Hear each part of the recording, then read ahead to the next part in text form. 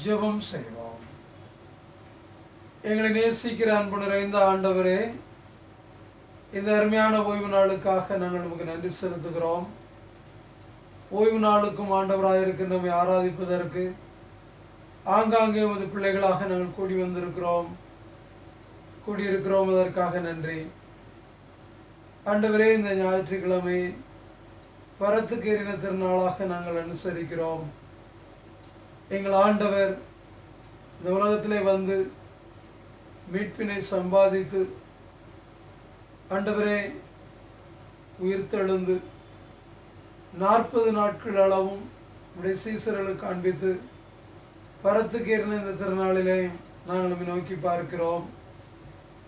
பரத்துக்கேறிய இந்த ஆண்டுடைய அனுக்கிரகங்களை நமது அடியார்களாகிய நாங்கள் இந்த ஆராதனையின் வாயிலாக பெற்றுக்கொள்ளும்படி உதவி செய்தார்களும். இந்த ஆராதனையிலே ஆண்டவரே நாங்கள் உங்களுடைய மகத்துவத்தை புரிந்து கொள்ளவும் உங்களுடைய தெய்வீக ஆசீர்வாதத்தை பெற்றுக்கொள்ளவும் ஆண்டவர் அனுகிரகம் செய்வீராக. ஆவியோடும் உண்மையோடும் ஆராதித்து உங்களுடைய தெய்வீக ஆசீர்வாதங்கள் சுதந்திரத்துக்குள்ள தாரும். துவக்கம் முதல் நிறைய மட்டும் இப்படி நீங்காத பிரசனம் எங்கள் மத்தியில் இருப்பதாக இயேசு கிறிஸ்து நாமம் ஜெபிக்கிறோம் நல்ல ஆண்டவரே, ஆமென்.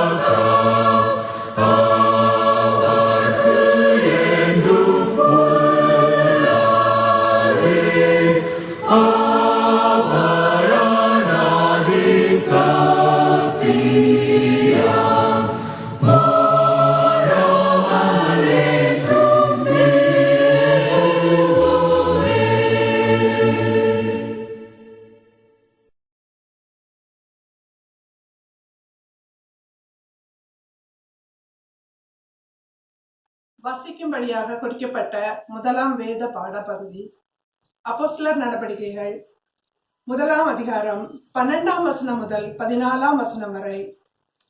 Acts first chapter verses 12 to 14. Acts first chapter verses 12 to 14. அப்பொழுது அவர்கள் எருசலேமுக்கு சமீபமாய் ஒரு ஓய்வு நாள் பிரயாண தூரத்தில் இருக்கிற ஒலிவ மலை என்னப்பட்ட மலையிலிருந்து எருசலேமுக்கு திரும்பி போனார்கள். அவர்கள் அங்கே வந்தபோது மேல் வீட்டில் ஏறினார்கள். அதில் பேதுருவும் யாக்கோபும் யோவானும் அந்திரேயாவும் பிலிப்பும் தோமாவும் பர்த்தலேமவும் மத்தேயும் அல்பேயுவின் குமாரனாகிய யாக்கோபும் செலேத்தே எனப்பட்ட சீமோனும் யாக்கோபின் சகோதரராகிய யூதாவும் தங்கியிருந்தார்கள். அங்கே அவர்கள் எல்லோரும் ஸ்திரீகளோடும் இயேசுவின் தாயாகிய மரியாளோடும் அவருடைய சகோதரோடும் கூட ஒருமனப்பட்டு ஜெபத்திலும் வேண்டுதலிலும் தரித்திருந்தார்கள். வாசிக்கும்படியாக குறிக்கப்பட்ட வேத பாடம் வாசித்தாயிற்று.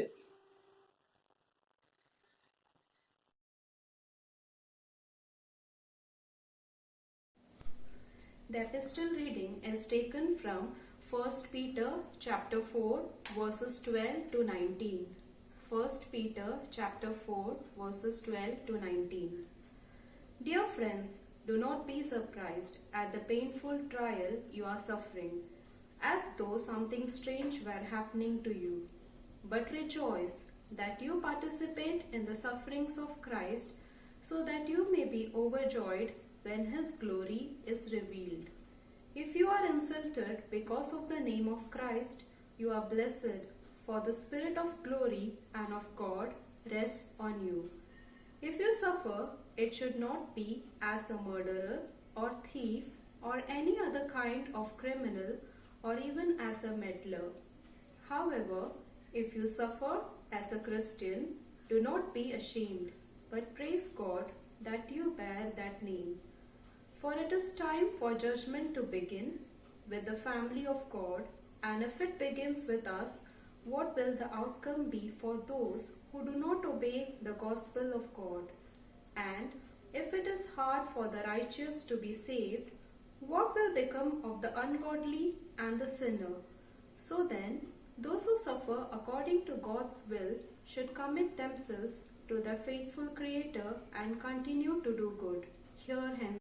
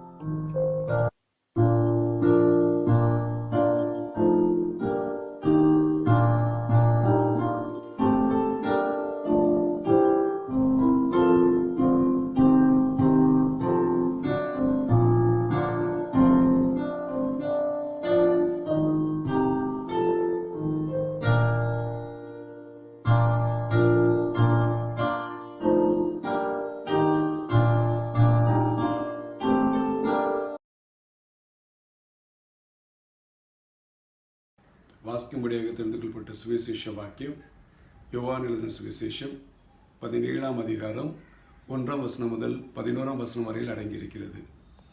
The gospel reading is taken from Gospel according to John chapter 17 verses 1 to 11. யோவான் 17ஆம் அதிகாரம் 1ஆம் வசனம். இயேசு இவைகளை சொன்ன பின்பு தம்முடைய கண்களை வானத்துக்கு ஏறெடுத்து, பிதாவே, வேளை வந்தது, நீர் உம்முடைய குமாரனுக்கு தந்தருளின யாவருக்கும் அவர் நித்திய ஜீவனை கொடுக்கும் பொருட்டு மாம்சமான யாவர் மேலும் நீர் அவருக்கு அதிகாரம் கொடுத்தபடியே உம்முடைய குமாரன் உம்மை மகிமைப்படுத்தும்படிக்கு நீர் உம்முடைய குமாரனை மகிமைப்படுத்தும். ஒன்றான மெய்தேவனாகிய உம்மையும் நீர் அனுப்பினவராகிய இயேசு கிறிஸ்துவையும் அறிவதே நித்திய ஜீவன். பூமியிலே நான் உம்மை மகிமைப்படுத்தினேன். நான் செய்யும்படி நீர் எனக்கு நியமித்த கிரியையை செய்து முடித்தேன். பிதாவே, உலகம் உண்டாகிறதற்கு முன்னே உம்மிடத்தில் எனக்கு உண்டாயிருந்த மகிமையினாலே இப்பொழுது நீர் என்னை உம்மிடத்திலே மகிமைப்படுத்தும். நீர் உலகத்தில் தெரிந்தெடுத்து எனக்கு தந்த மனுஷருக்கு உம்முடைய நாமத்தை வெளிப்படுத்தினேன். அவர்கள் உம்முடையவர்களாயிருந்தார்கள். அவர்கள் எனக்கு தந்தீர். அவர்கள் உம்முடைய வசனத்தை கை கொண்டிருக்கிறார்கள். நீர் எனக்கு தந்தவைகள் எல்லாம் உம்மாலே உண்டாயின என்று இப்பொழுது அறிந்திருக்கிறார்கள். நீர் எனக்கு கொடுத்த வார்த்தைகளை நான் அவர்களுக்கு கொடுத்தேன். அவர்கள் அவைகளை ஏற்றுக்கொண்டு நான் உம்மிடத்திலிருந்து புறப்பட்டு வந்தேன் என்று நிச்சயமாய் அறிந்து நீர் என்னை அனுப்பினீர் என்று விசுவாசித்திருக்கிறார்கள். நான் அவர்களுக்காக வேண்டிக் கொள்ளுகிறேன். உலகத்துக்காக வேண்டிக் கொள்ளாமல் நீர் எனக்கு தந்தவர்களுக்காக வேண்டிக் கொள்ளுகிறேன். அவர்கள் உம்முடையவர்களாய் இருக்கிறார்களே. என்னுடைய வைகள் யாவும் உம்முடைய வைகள், உம்முடைய வைகள் என்னுடைய வைகள். அவர்களில் நான் மகிமைப்பட்டிருக்கிறேன். நான் இனி உலகத்தில் இரேன். இவர்கள் உலகத்தில் இருக்கிறார்கள். நான் உம்மிடத்திற்கு வருகிறேன். பரிசுத்த பிதாவே, நீர் எனக்கு தந்தவர்கள் நம்மை போல ஒன்றாயிருக்கும்படிக்கு நீர் அவர்களை உம்முடைய நாமத்தினாலே காத்துக்கொள்ளும் என்பதே.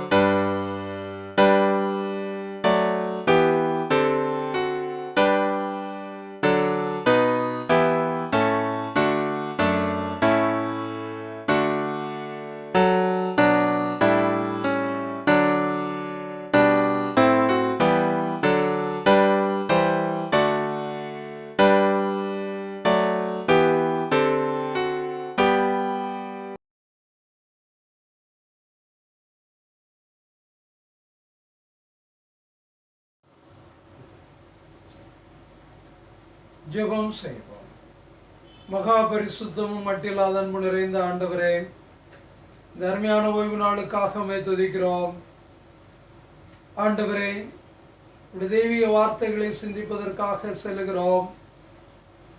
ஆண்டவர், உடைய தெய்வீக வார்த்தைகளின் மூலமாக என்னோடும் எங்களோடும் கூட பேசுவீராக.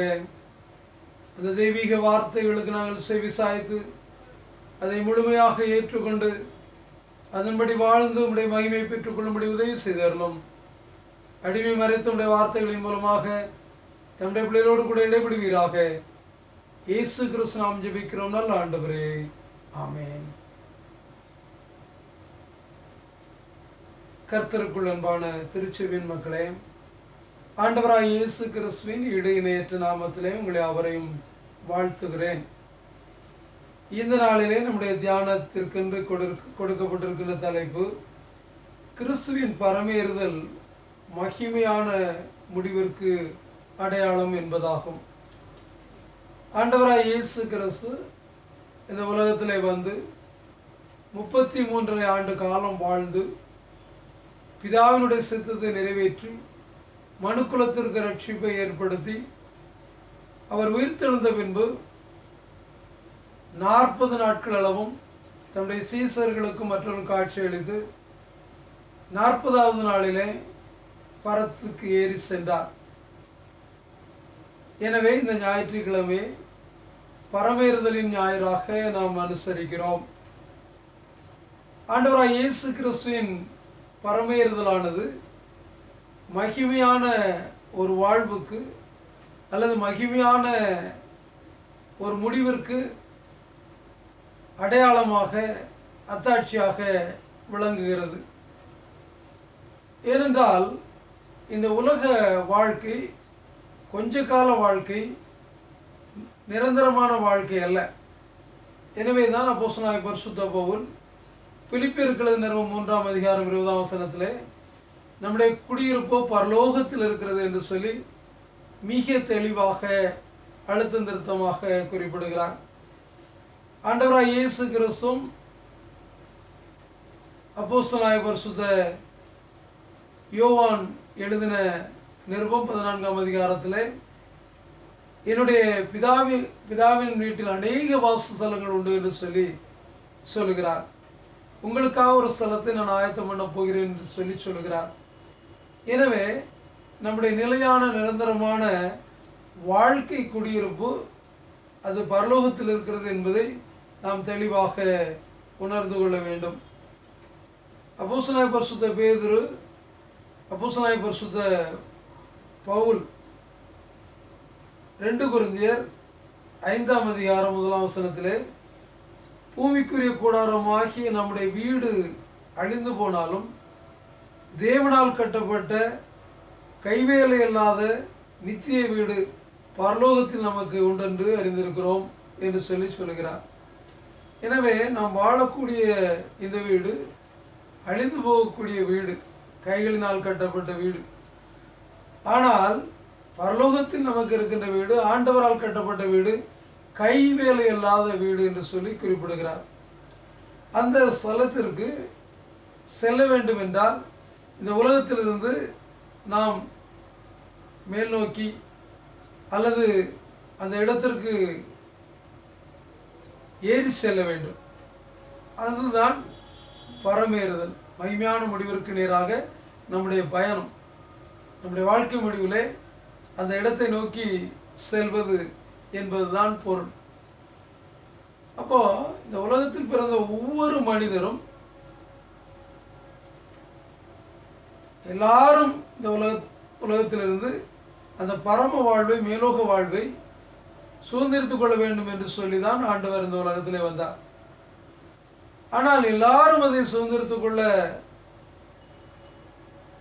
சில நிபந்தனைகள் அல்லது சில வாழ்க்கை முறைகள் நமக்கு கட்டாயமாக தேவைப்படுகிறது. ஏனென்றால் திவ்யவாசனாகிய யோவானுக்கு வெளிப்படுத்தின விசேஷம் 21ஆம் அதிகாரம் 27ஆம் வசனத்திலே தீட்டானதும் அருவருப்பையும் பொய்யை நடப்பிக்கின்ற ஒன்றும் அதில் பிரவேசிப்பதில்லை, ஆட்டுக்குட்டியானவருடைய ஜீவூசில் பேரெழுதப்பட்டவனே அதில் பிரவேசிப்பான் என்று சொல்லியிருக்கிறது. எனவே அந்த மகிமையான வாசஸ்தலத்துக்குள் பிரவேசிப்பதற்கு நாம் பரத்துக்கு ஏறி செல்ல வேண்டும். அவ்வாறு செல்கிறவர்கள் கரைதிரையற்றவர்களாக, ஆண்டவராய் இயேசு கிறிஸ்துவின் ரத்தத்தினாலே கழுவப்பட்டவர்களாக இருப்பது மட்டுமல்ல, அவருடைய ஜீவூஸ்தலில் பேரெழுதப்பட்டிருக்க வேண்டும்.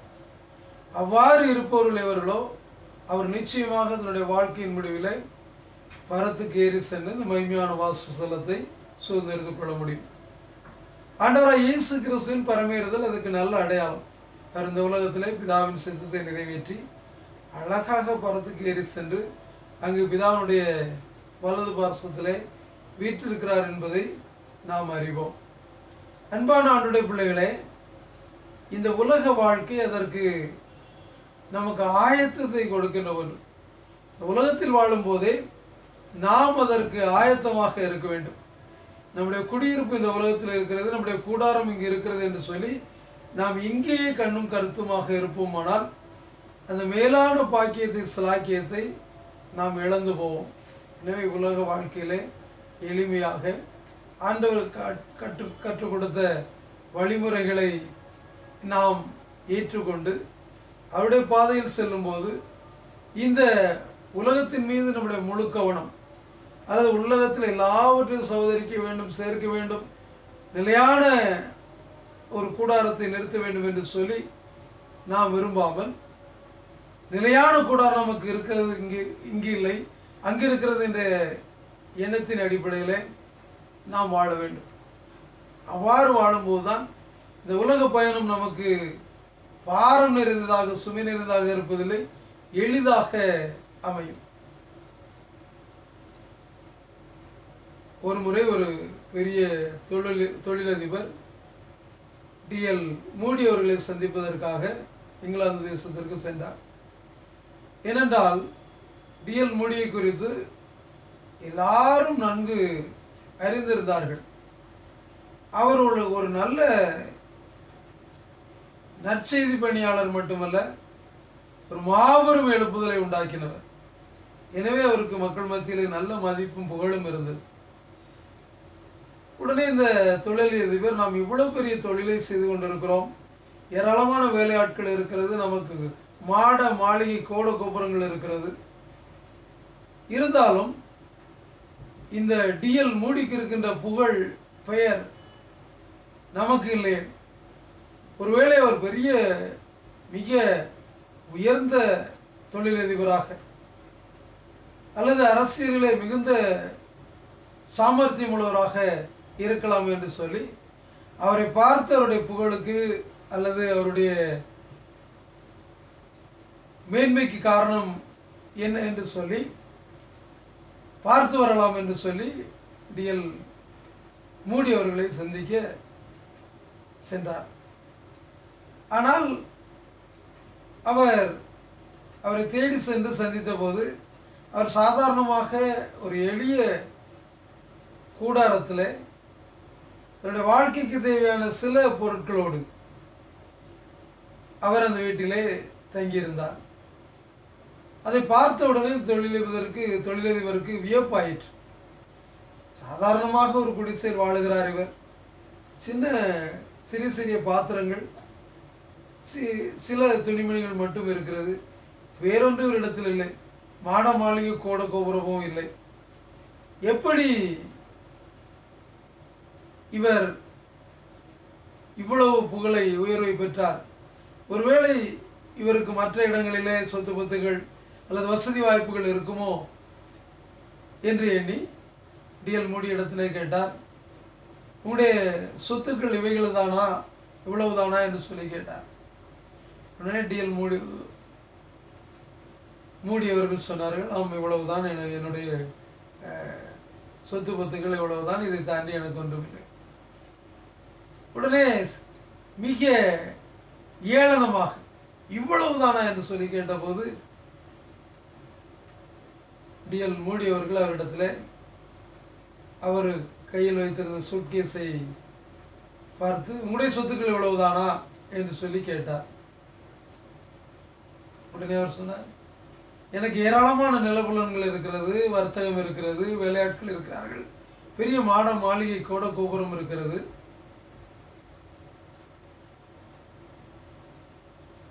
என்று சொல்லி சொன்னார். உடனே பிறகு இதை மாத்திரம் ஏன் கொண்டு வந்தீர்கள் என்று சொல்லி கேட்டபோது, என்னுடைய வழி பிரயாணத்திற்கு தேவையானது இவ்வளவுதான், எனவே இதை மாத்திரம் நான் என்னுடைய சூட்கேஸில் எடுத்துக்கொண்டு வந்திருக்கிறேன் என்று சொல்லி சொன்னார்.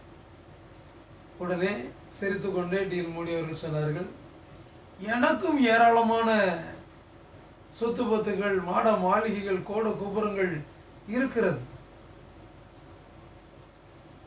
எங்கே இருக்கிறது? பரலோகத்தில் இருக்கிறது. எனவே நான் வழி பிரயாணி, என்னுடைய பயணத்திற்கு தேவையானது இது மட்டுமே.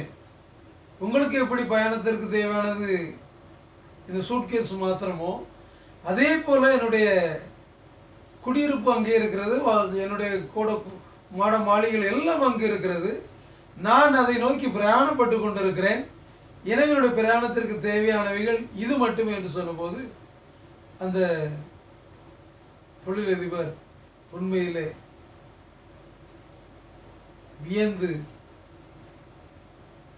வியந்தது மட்டுமல்ல, சற்று யோசித்து, ஆம், நிலையான வாசஸ்தலம் நமக்கு இங்கில்லை, நாம் உலகத்திலே பிரயாணிகள் என்பதை உணர்ந்து அதே இடத்தில் தன்னுடைய தவறுகளை அல்லது குறைகளை அறிக்கையிட்டு மனம் திரும்பினவராக அங்கிருந்து புறப்பட்டு சென்றார்.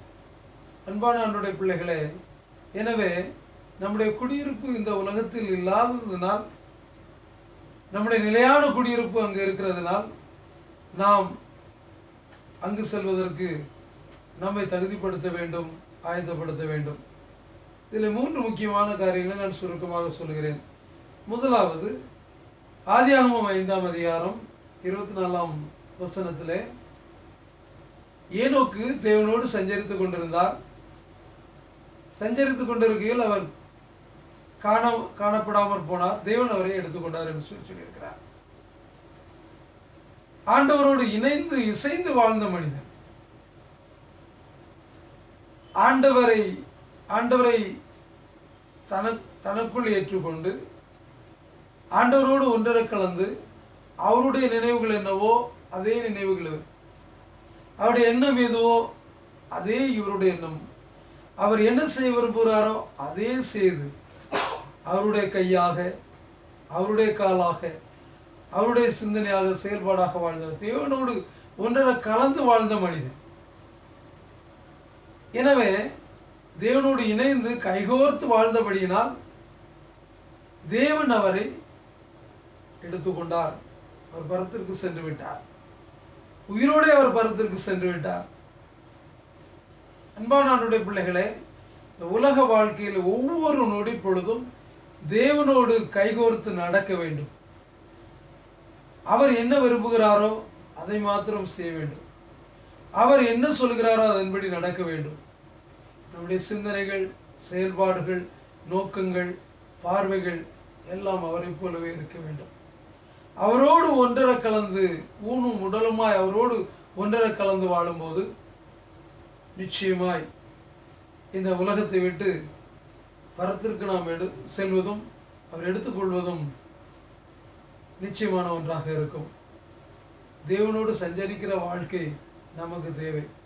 இந்த உலகத்தில் நாம் எதோடு சஞ்சரித்து கொண்டிருக்கிறோம், யாரோடு சஞ்சரித்து கொண்டிருக்கிறோம், அதை போலவே நாம் மாறிவிடுவோம். நீ எதோடு இணைந்திருக்கிறாயோ அதுவாகவே மாறிவிடுவாய் என்பதுதான் தத்துவம். எனவே நாம் ஆண்டவரோடு இணைந்து மெய்யான திராட்சை செடியாக, அவரில் கொடியாக இணையும் போதுதான் திரளான கனிகளை கொடுக்க முடியும்.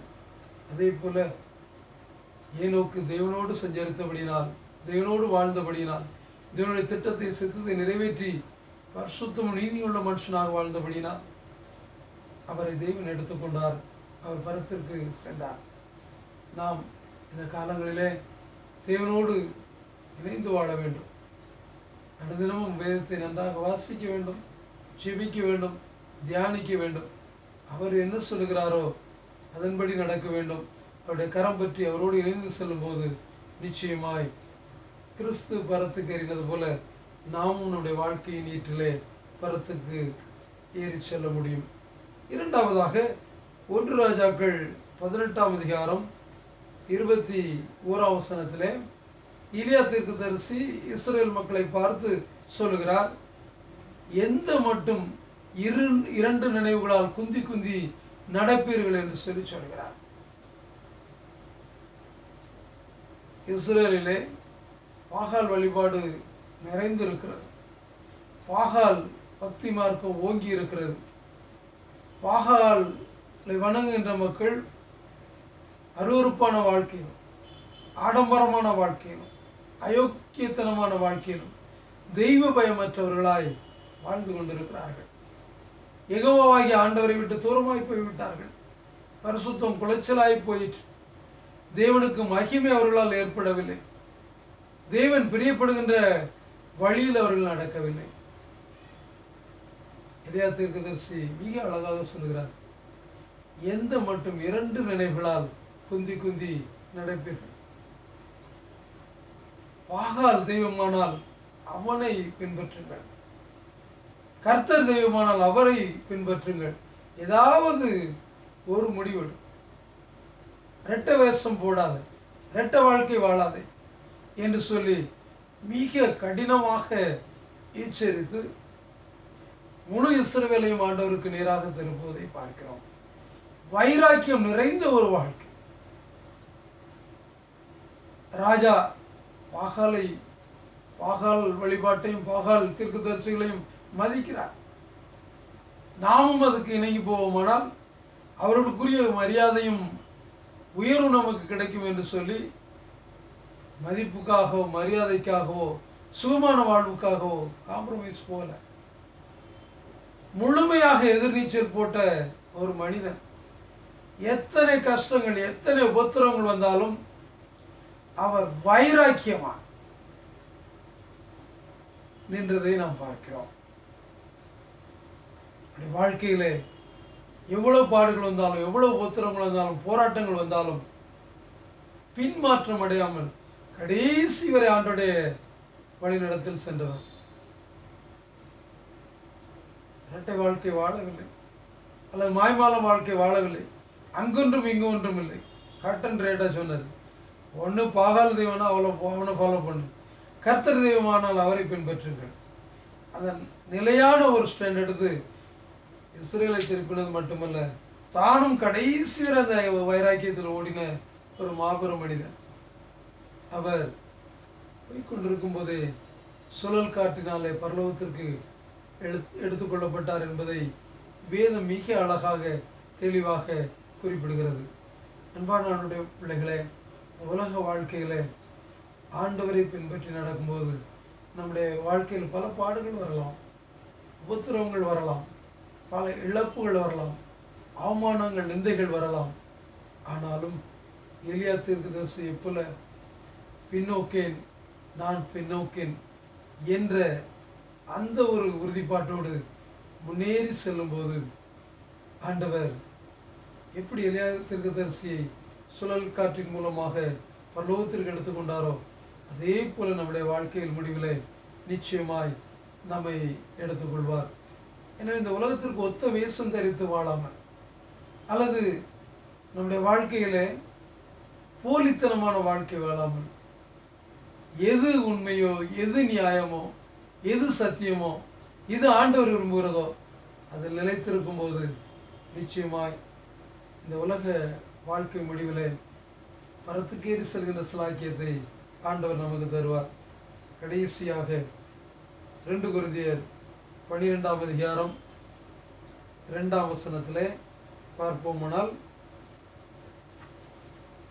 இங்கே அப்போஸ்தலனாகிய பரிசுத்த பவுல் மிக அழகாக குறிப்பிடுகிறார். 2 கொரிந்தியர் 12:2-3 கிறிஸ்துவுக்குள்ளான ஒரு மனுஷனை அறிவேன், அவன் 14 வருஷத்திற்கு முன்னே 3ஆம் வானம் வரைக்கும் எடுக்கப்பட்டான்.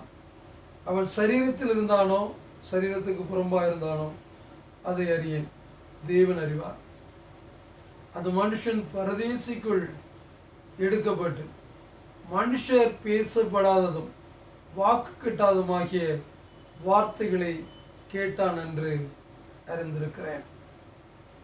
அன்பான ஆண்டவருடைய பிள்ளைகளே, அப்போஸ்தலனாகிய பரிசுத்த Pavul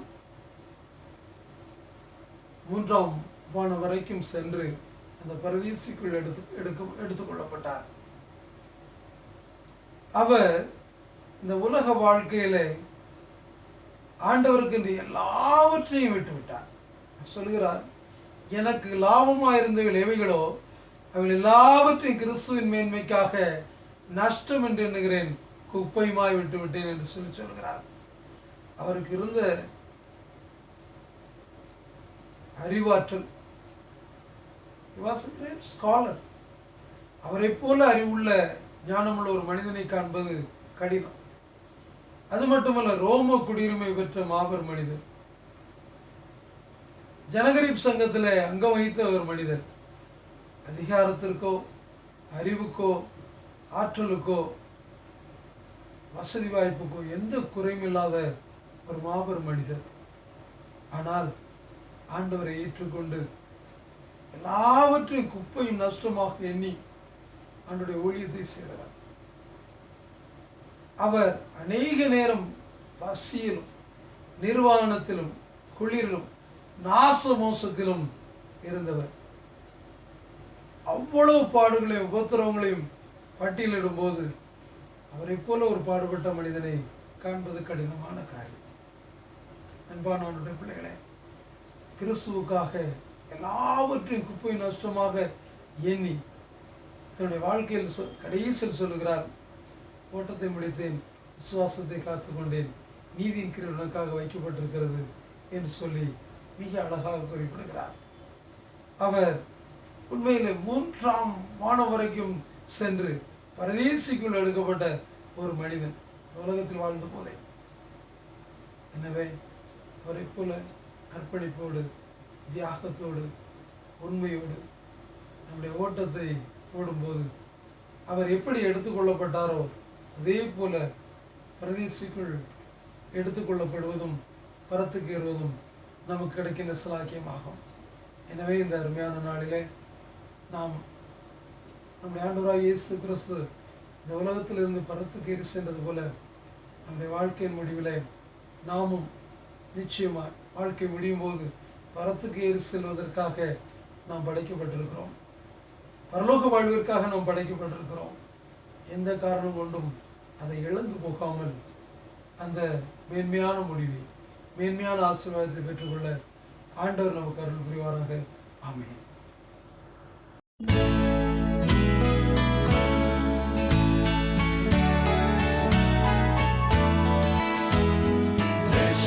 Showers of blessing, this is the promise of love.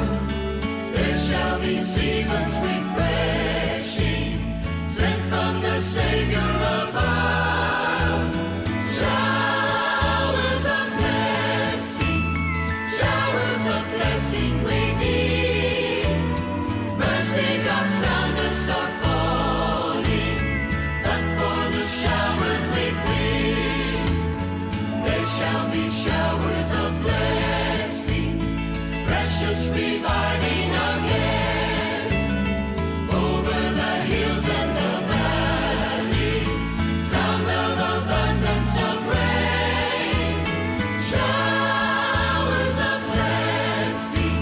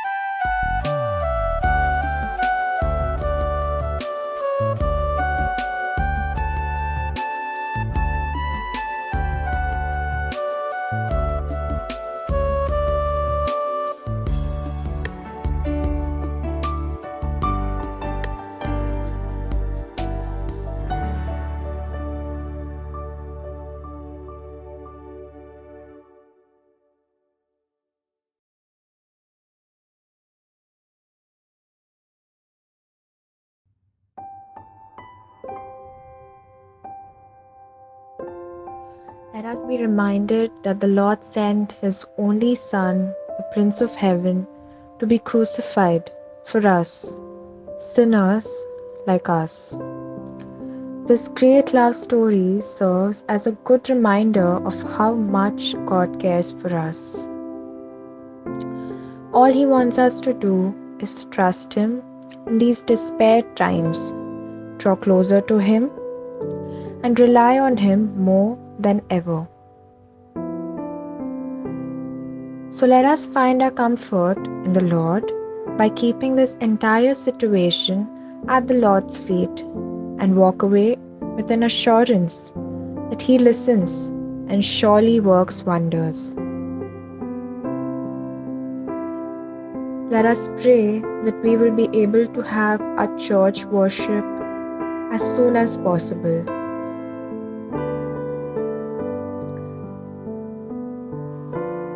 Pray that the number of COVID-19 infection cases will reduce in Maharashtra and in the entire country.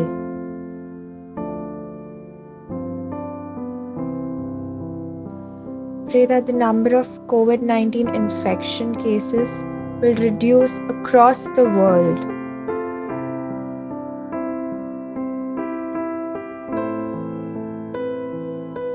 Let us pray that the COVID-19 positive patients will recover.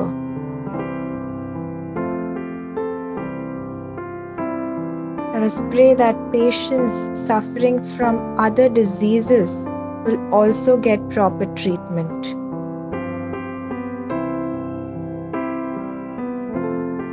Let's pray for God's protection on all doctors, nurses, and all healthcare workers.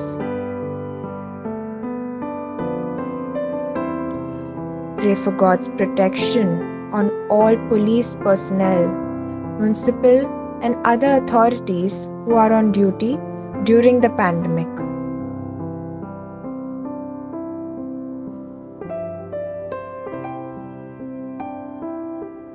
Pray that God's wisdom be on all state and national leadership.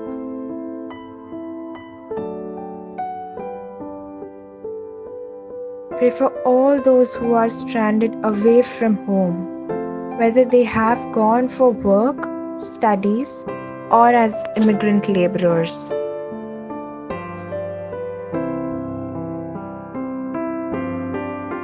Above all, let us cry out like King Hezekiah to protect this world and its people from this deadly coronavirus. Let us unite in oneness in spirit and pray like the believer's prayer. Let the whole world shake in good health and glorify the Lord whom we all worship.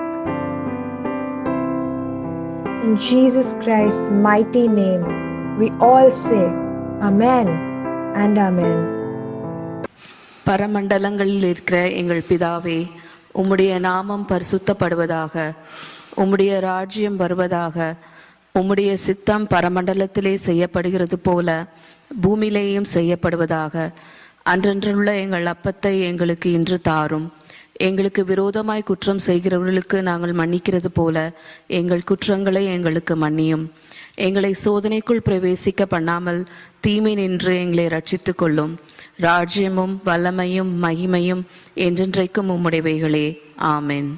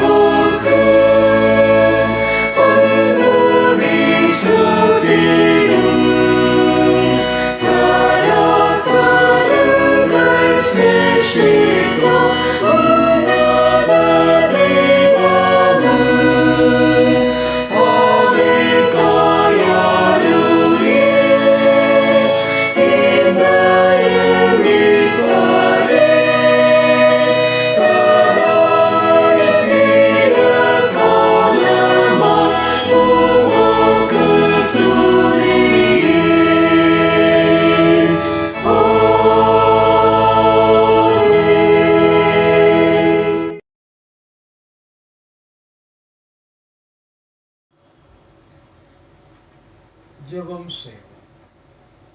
எங்களை நேசிக்கிற அன்பு நிறைந்த ஆண்டவரே, நீர் பரத்துக்கு இருந்த திருநாளிலே நாங்கள் பரமேறுதலை குறித்தும் முடிவில்லா நிலைவாழ்வை குறித்தும் சிந்திக்க நீர் எங்களுக்கு உதவி செய்திருக்கிறீர்கள். அதற்காக நன்றி செலுத்துகிறோம்.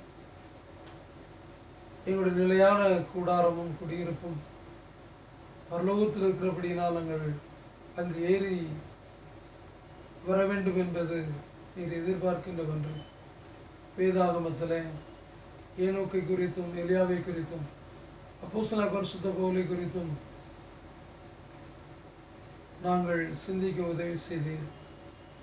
அந்த மேலான சிலாக்கியத்தை பெற்ற அவர்கள் வாழ்ந்த வாழ்க்கை முறையை நாங்கள் கடைபிடிக்கவும், எல்லாவற்றிற்கும் மேலாக எங்கள் ஆண்டவர் அருமையரட்சகராகிய இயேசு கிறிஸ்து விட்டு சென்றிருக்கின்ற காலடியை தடங்களை பின்பற்றி வரவும் நீர் எங்களுக்கு உதவி செய்யும். இந்த உலகத்தின் ஓட்டத்தை முடிக்கும் போது நீதியுள்ள நித்திய நியாயாதிபதியாக்கிய உம்மிடத்தில் நாங்கள் வந்து சேர்வதற்கு நீர் எங்களுக்கு உதவி செய்யும். நாங்கள் பரத்து கேறி செல்கின்ற அளவிற்கு பக்குவப்பட்டவர்களாக பரிசுத்தப்பட்டவர்களாக வாழ எங்களுக்கு உதவி செய்தார்கள். ஆண்டவரே, துவக்கம் முதல் நிறைவு மட்டும் என்னுடைய ஓட்டம் சரியாக சீராக செம்மையாக இருக்கவும் ஏற்ற காலத்திலே இடத்தில் வந்து சேர உதவி செய்தார்கள். திருச்சபை மக்கள் ஒருவரையும் பேர் பேராக குடும்பமாக ஆசீர்வதியும். குறிப்பாக இந்த கொரோனா வைரஸினாலே பாதிக்கப்பட்டிருக்கிற எங்களுடைய தேசத்திற்காக, நாங்கள் வாழ்கின்ற இந்த மகாராஷ்டிரா மாநிலத்திற்காக, ஆண்டவரே, நாங்கள் வாழ்கின்ற மும்பை பட்டணத்திற்காக நோக்கி பார்க்கிறோம். ஆண்டவரே, தொற்று வியாதியின் கொடூரத்தை ஆண்டவர் தடுத்து நிறுத்துவீராக. இந்த வியாதி கிருமிகள் எல்லாவற்றையும் நீர் நீக்கும்படியாக நாங்கள் ஜெபிக்கிறோம். ஆண்டவரே, அதன் வாயிலாக மக்கள் சுபிட்சம் பெறத்தக்கதாக, ஆரோக்கியம் பெறத்தக்கதாக நீர் அருள் தாரும். அச்சத்தையும் பயத்தையும் ஆண்டவர் நீக்குவீராக. வெகு விரைவிலே அதற்கு தடுப்பு மருந்துகள் கண்டுபிடிக்கப்படவும், அதன் வாயிலாக மனுக்குலவும் ஆண்டவரே, அதற்கு ஞானத்தை தந்த, அதற்கு வாய்ப்பளித்த ஆண்டவருக்கு நன்றி செலுத்த நீர் உதவி செய்யும். நீரே தேவன் என்று நிரூபிக்கும்படியாக நாங்கள் ஜெபிக்கிறோம். ஆண்டவரே, மைக்ரண்ட் ஒர்க்கருக்காக நாங்கள் நோக்கி பார்க்கிறோம். எவ்வளவு மக்கள் ஆண்டவரே கால்நடையாக நூற்றுக்கணக்கான ஆயிரக்கணக்கான மைல்கள் நடந்து செல்வதை நாங்கள் பார்க்கும்போது வேதனை அடைகிறோம். ஆண்டவரே, இந்த சமுதாயத்தில் ஏற்பட்டிருக்கிற இந்த அவ்வள நிலையை ஆண்டவர் மாற்றுவீராக. இந்த தேவைகள் சந்திக்கப்படட்டும் ஆண்டவரே. இனி எப்படி ஒருவரும் ஆண்டவரே வேதனை அனுபவிக்காத வண்ணம் நீர் அவர்களை பாதுகாத்துக் கொள்வீராக. அரசு அதிகாரிகளும் அமைச்சர்களும் ஆண்டவரே, தன்னார்வ தொண்டு நிறுவனங்களும் அவர் மீது கரிசனை கொண்டு அவள் வாழ்வு சீராய் அமைய, வாழ்க்கையில் இருக்கிற கஷ்டங்கள் நீக்கப்படுவதற்கு உறுதுணை புரிய உதவி செய்தரும். இப்படிப்பட்ட அவல நிலைகள் தேசத்திலே ஏற்படாதபடிக்கு நீர் பாதுகாத்துக் கொள்வீராக. உலக நாடுகளின் பாதிப்பை ஆண்டவர் அறிந்திருக்கிறீர். எல்லா நாடுகளும் அச்சத்தோடு இருப்பு நீர் அறிந்திருக்கிறீர். நீரே தேவன் என்பதை இந்த காலத்தில் நீர் நிரூபிக்கும்படியாக நாங்கள் ஜெபிக்கிறோம். ஆமாண்டவரே, எல்லாரும் நோக்கி பார்க்கும்போது அவரை நோக்கி பார்த்தவங்கள் பிரகாசம் அடைந்து வெட்கப்பட்டு போதில் என்று சொன்ன வாக்கின்படி நிச்சயமாக அப்படிப்பட்ட விசேஷத்தை மகிமைகள் வேண்டுகிறார். எங்களை தாழ்த்தி அர்ப்பணிக்கிறோம். உடைய நாம் மாத்திரம் மகிமைப்பட்டோம். இயேசு கிறிஸ்து நாம் ஜெபிக்கிறோம் நல்ல ஆண்டவரே, ஆமென். நம்முடைய ஆண்டவராகிய இயேசு கிறிஸ்துவின் கிருபையும் பிதாவாகிய தேவனுடைய அன்பும் பரிசுத்த ஆவியின் ஐக்கியம் நம்மளின் கூட இப்போதைக்கு இருப்பதாக. ஆமென்.